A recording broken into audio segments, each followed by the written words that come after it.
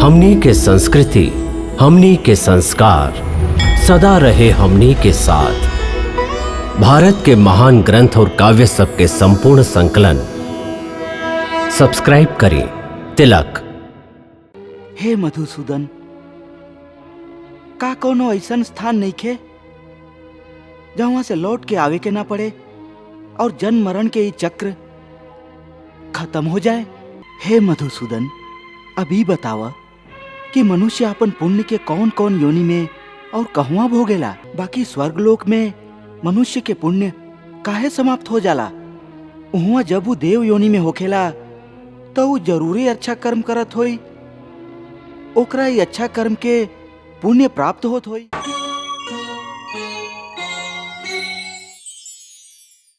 हे मधुसूदन, का कोनो ऐसन स्थान नइखे जहाँ से लौट के आवे के ना पड़े और जन्म मरण के ये चक्र खत्म हो जाए? ऐसन स्थान खाली परम धाम है, मतलब हमार धाम, जहां पहुंचला के बाद केहू के लौट के ना आवे के पड़ेला। एकरे के मोक्ष कहल जाला।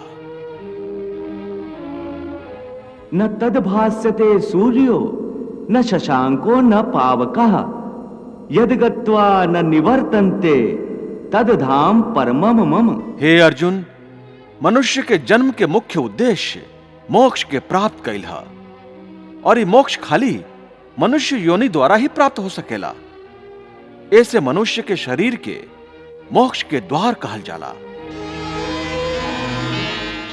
हे अर्जुन, मनुष्य शरीर बड़ा मुश्किल से मिलेला, ओकरा के ऐसे ही ना गवावे के चाहिए। देवता भी मानव शरीर के आकांक्षा करेलन। बाकी मनुष्य के विडंबना ई है कि एह शरीर के मतलब मोक्ष के एह अवसर के गवावत रहेला।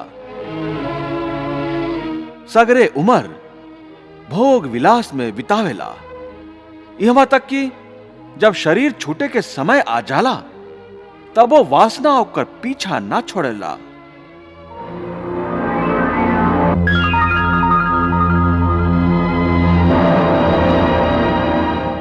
हे अर्जुन, मृत्यु के समय जौन वासना मनुष्य के मन में घूमत रहेला, वह वासना के चलते मनुष्य के दूसर जन्म होखेला। यम यम वापि स्मरन् भावम त्यजति अन्ते कलेवरम तम तमे वैति कौन्ते सदा तद भाव भावितः। प्रभु, भगवान श्री कृष्ण ई का कह रहल हैं कि मृत्यु के समय मनुष्य के मन में जे वासना या अधूरा कामना होखेला, मनुष्य के अगला जन्म उहे कारण से होखेला। एकर का मतलब है? देवी, यह समय भगवान श्री कृष्ण जी जे कहले हैं वो अत्यंत गोपनीय है और गूढ़ ज्ञान है, बल्कि एकरा एगो गुप्त विद्या ही समझा। जेकरा ये विद्या आ जाए वो प्राणी के बहुत सहज तरीका से मोक्ष मिल जाला। हम समझली ना भगवान, ई गुप्त विद्या का है? देवी, ये गुप्त विद्या मरे के विद्या है। प्रभु के कहना है कि प्राणी चाहे जैसन भी जीवन बितौले होखे, अंत काल में यदि वो एकाग्र मन होके खाली प्रभु के ध्यान करत करत शरीर के त्याग करी तो वो सीधा परमात्मा के चरण में पहुंच जाई, जहां से ओकरा वापस ना आवे के पड़ेला।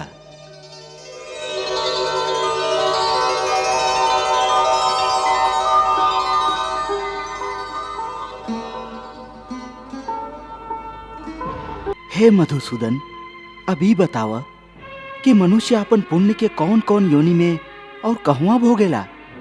हे अर्जुन, पुण्यवान मनुष्य अपन पुण्य के द्वारा किन्नर, गंधर्व और देवता लोक के योनि धारण करके स्वर्ग लोक में तब तक रहेला जब तक ओकर पुण्य क्षीण ना हो जाला।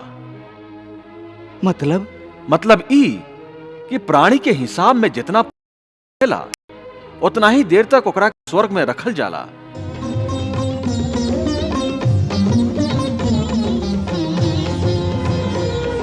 जब पुण्य के फल के समय समाप्त हो जाला तो ओकरा फिर से पृथ्वी लोक पर वापस आवे के पड़ेला और यह मृत्यु लोक में पुनर्जन्म धारण करे के पड़ेला। प्राप्य पुण्य कृताम लोकान उष्चित्वा शाश्वती समाह शुचीनाम श्रीमताम गेहे योग भ्रष्टो अभिजायते। बाकी स्वर्गलोक में मनुष्य के पुण्य काहे समाप्त हो जाला? उहाँ जब वो देव योनि में होखेला तो वो जरूरी अच्छा कर्म करत होई, ओकरा ही अच्छा कर्म के पुण्य प्राप्त होत होई। ना अर्जुन, उच्च योनि में देवता बनके प्राणी जो अच्छा कर्म करेला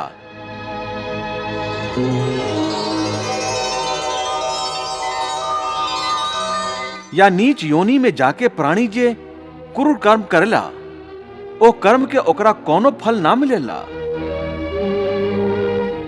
काहे? काहे कि उ सभे भोग योनि है, जहां प्राणी खाली अपन अच्छा बुरा कर्म के फल भोगेला।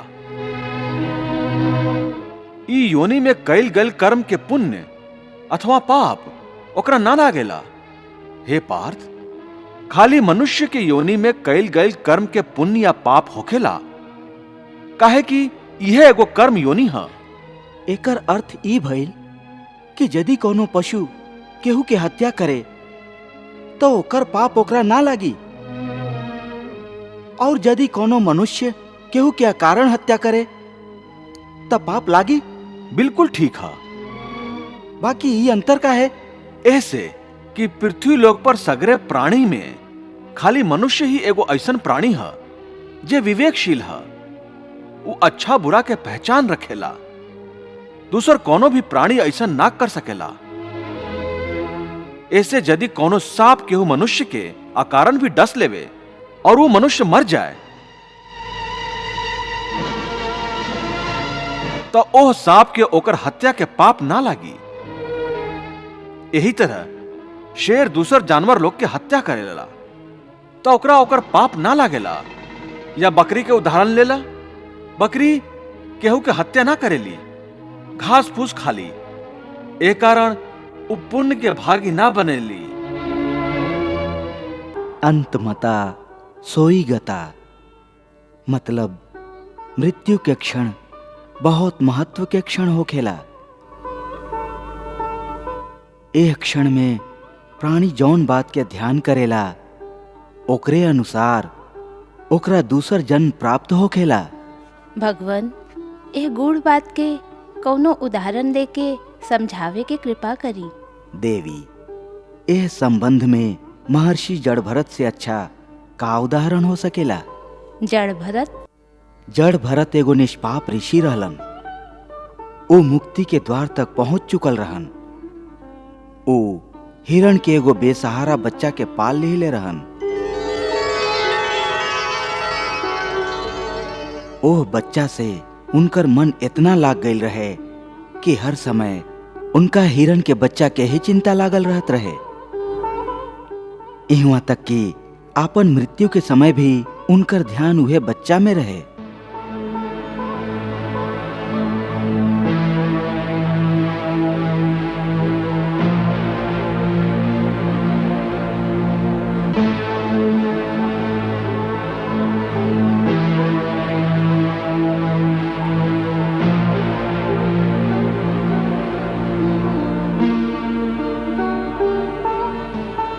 बस अंतिम क्षण में भी काहे कि उनकर ध्यान उहे बच्चा के ओर ही रहे। यही कारण अगला जन्म में उनका हिरण के योनि मिलल रहे। प्रभु, मृत्यु के समय के इतना महत्व काहे होखेला? देवी, मनुष्य के मृत्यु के समय मोक्ष के अवसर होखेला। ऐसन समय में यदि मनुष्य आपन विधाता से मिले के बदले ओकर माया के मोह में पड़ल रही तई विधाता के अपमान जैसन ही है।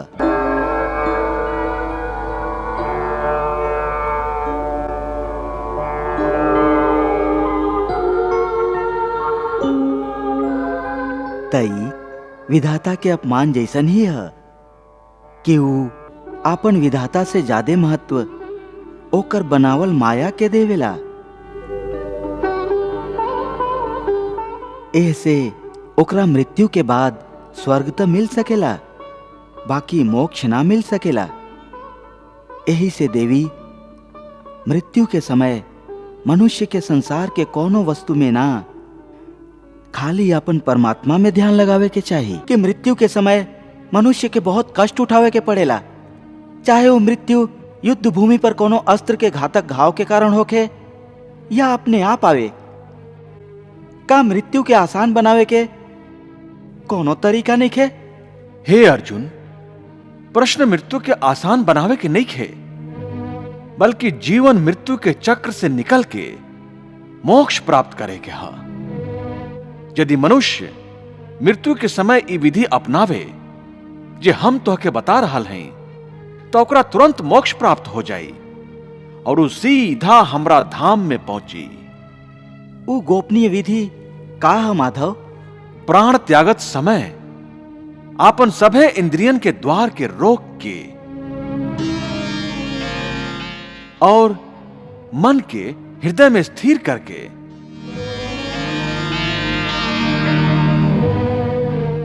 और प्राण के मस्तिष्क में स्थापित करके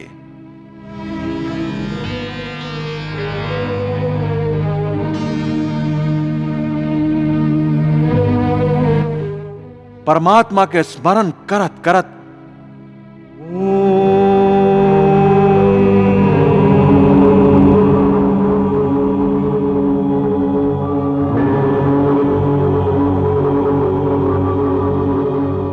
ओम मंत्र के उच्चारण करे तो वो मनुष्य जीवन भर कितना ही पाप काहे ना कैले होखे, ओकरा के मोक्ष अवश्य प्राप्त होई। ऐसा दुराचारी पापात्मा जन्मों जिसने पाप कमाए।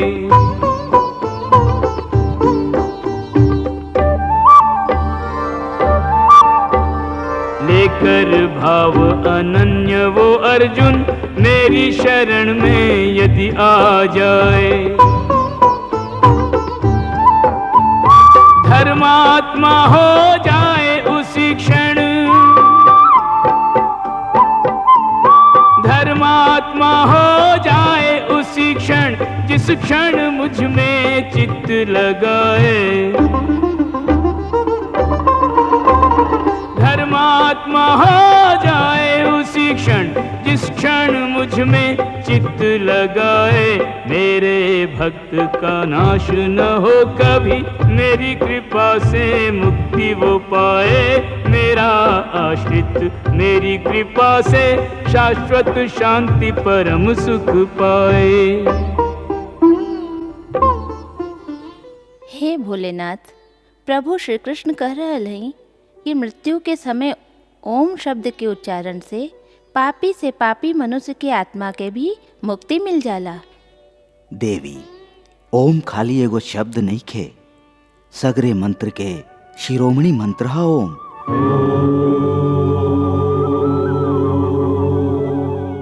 एकर महिमा अनंत है। आध्यात्मिक साधना के सफलता के केंद्र बिंदु ओम है। सिद्धि प्राप्ति के सूत्र भी ओम है। एवं कमंडल है जैसे सगरे ज्ञान और सगरे सृष्टि उत्पन्न भइल है।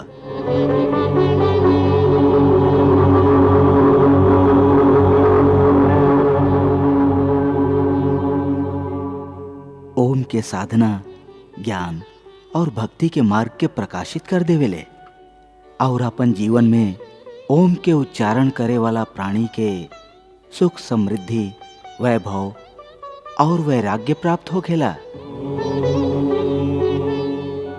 प्रभु, ई बात तो मनुष्य के जीवन के संबंध में है, बाकी ओकर मृत्यु के समय ओम के उच्चारण के इतना महत्व काहे है कि पापी मनुष्य के शरीर के शुद्धि और आत्मा के मुक्ति प्राप्त हो जाला। देवी, मनुष्य के शरीर के ब्रह्मपुर कहल गईल है।